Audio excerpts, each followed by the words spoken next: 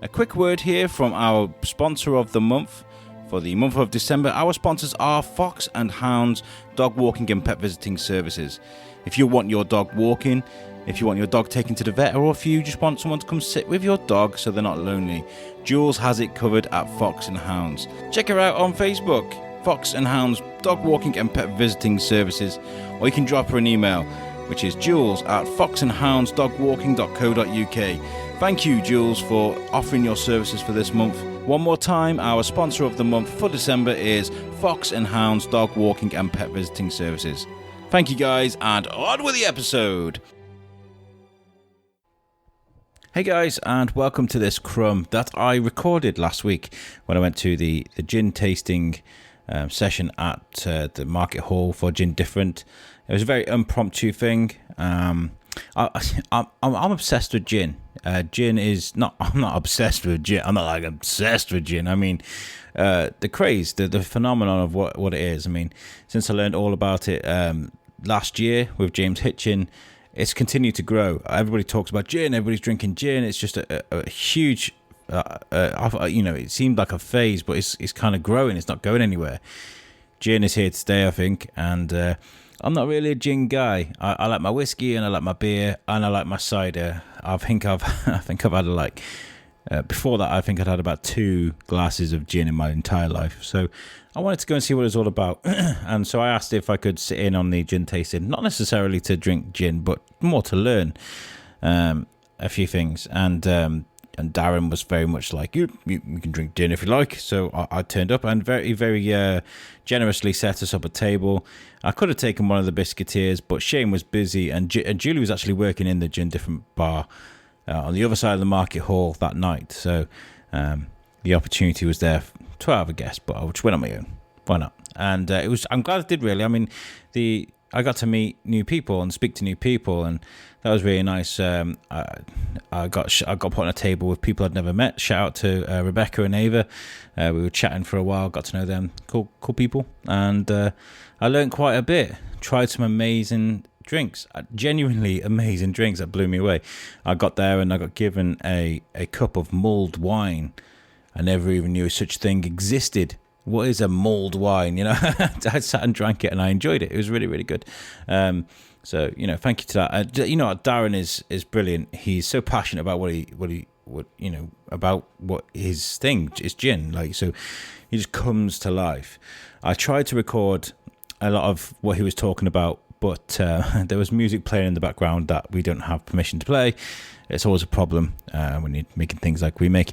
And also the hustle and bustle of the Market Hall, even though I kind of liked that on my audio, it was kind of too much, a little bit too much, so it kind of, you couldn't hear what Darren was talking about. A comment on the Market Hall as well. And town on that night, it was the night of the carols in the square. And it was a truly magical night. It was a wet, soggy night. I walked through town, but people still out in the town square enjoying the carols and the singing, the choirs. And they were playing it across the radio as well. And they had big, huge speakers in the Market Hall. They were playing it. The lights were on. There's Christmas lights. People enjoying themselves. The gin bar was absolutely buzzing. You couldn't move in there. It was a genuinely magical place to be at that night. It was... it was quite breathtaking. So follow that up with what we did afterwards with the gin tasting, and it was a really, really great night. So thank you, Darren, for letting us come and do that and sit through your amazing gin tasting. And if you're on the fence about gin, or you're like me, you're kind of like, no, you kind of scoff at the thought of drinking gin. Try it, man. Go to a gin tasting session and try it, because some of the drinks that they make, that you can make with gin, is fantastic. And it's a great gift idea as well. I mean, I know it's Christmas Day today. This is when we're releasing it. It's a bit late, but in general, it's a great gift idea to buy someone a gin tasting thing, because it's worth it. Thank you guys. I'm going to leave you with this crumb, and I'll catch you at the end. Hope you enjoy this, and catch you in a bit. Enjoy this crumb. See you later.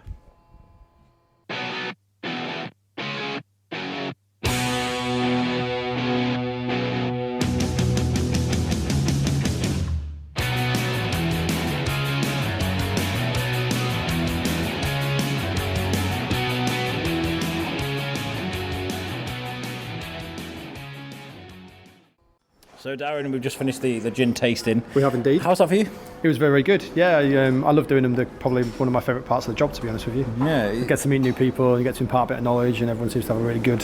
You kind of reminded me a little bit because you're a very calm, nicely spoken guy until you start talking about gin, and you kind of wake up and you're like, "This is gin, and this is what is amazing about it." You know? Well, this is it, because it's something I'm really passionate about, and I think that's the whole kind of spirits and things like that. And I think generally when I get chatting about anything I'm passionate about, so it goes like that. It's quite exciting when you go to a pub with me. It's a lot of gesticulating.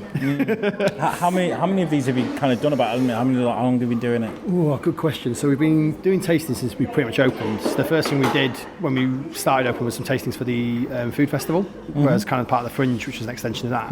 But we kind of do them regularly now. So I say in the market hall, these kind of tastings, I probably do about 15 throughout the year. I do private tastings as well, so I'm probably up to nearly 100 tastings since we opened 3 years ago. Does it get easier? Absolutely. Well, it depends on your audience, like anything. I mean, I've been sitting there tasting the gins, and I've got to say, actually, you know what? I met a couple of girls, Rebecca and Ava. We were just sat and talking, and I'm a whiskey guy. Yeah. I'm a whiskey guy, but I quite like some of the stuff I was trying to taste tonight. Well, this is the great thing about it. So it's got there's such a diverse nature to it, is that you can find flavours and things like that. And if you come in with open eyes, you'll always find something you like. Yeah. And that's why the gin category is so good. But also, I'm a big fan of whiskey as well. Right? So maybe we'll have to do a tasting of that sooner rather than later. Yeah, we will do. I mean, we were talking about what whiskey I like, and my family's Irish, and they're always encouraging me to drink Irish whiskies. And me and Jameson don't have a great past, so Bushmills for me. Bushmills, I was going to say, yeah, good, Bushmills, good classic. Bushmills. Yeah. How do you deal with gin and the kind of macho, I'm not drinking out of a big wine glass type of thing? Do you see that a lot? I think gin's one of the ways to get rid of toxic masculinity, to be honest with you. I've seen it happen. Like, there's some really interesting transitions. And what I tend to see quite a lot of is people will come into the bar or come to an event that we're at, and they'll start by having a pint and having a drink, and then have another pint, and then they'll try a gin. And by the end of the night, they're having gins in a balloon glass, not interested because they're just enjoying what they're putting in there, and it's like to do it. And that's the kind of revolution we've seen. And it's young and old, things like that. It's Builders Friday coming up on Friday, and I know I'll have massive groups of guys will wander in here. Quite a lot of them, I'll tell them, no, guys, come on, it's not the right environment. But they'll come in and they'll be sitting down, and there'll be big groups of lads you'd never expected 5 years ago, sitting there with a balloon glass asking, what's your nicest pink gin? The aroma in this glass is just amazing. Oh, yeah, it's amazing. Like, you're just sitting there having sweet stuff, and it's like, at the end of the day, people have sweet teeth, and it doesn't matter what you are and where you're at, and stuff like that, or they enjoy different flavours, and that's the great thing. Once you find something you like, they'll have it, and they want a good drink nowadays, and I think that's what's happening across the whole alcohol marketplace, and across the world as a whole. Is people want value, and they want something that's good, and you'd rather pay a little bit more for something that's nice than going out. I think the days have gone with the majority of people smashing out 5 pints of lager and a load of shots in a bar. This isn't the 90s anymore. The lad deck culture, lad Carling and Carlsberg have gone massive, products. Huge decline. It's why Carlsberg has just reinvented itself as an export pilsner.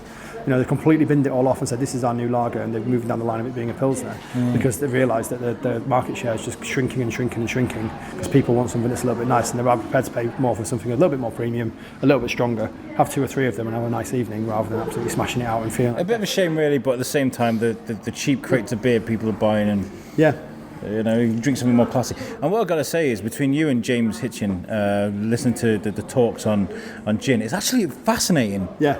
Like, you and James can talk about gin forever. Like, absolutely. Well, me and James know, we're both passionate about what we do, and we can talk about gin, and we can talk about other spirits, and I know he's got some other facets, and I've got some other facets as well, and I'd love to sit down and have a proper beer with him sometime, because we kind of we pass each other like ships in the night, because I imagine, nature of the industry. I'll see him in the street and give him a nod, but it'd be good. He did an amazing talk last Darwin Festival about gin, and it blew my mind, and. This thing here, we were trying gins today that are quite hard to get hold of, right? So we were very much so. They're very seasonal, so it's kind of like Christmas gins. So they're only released in small batches.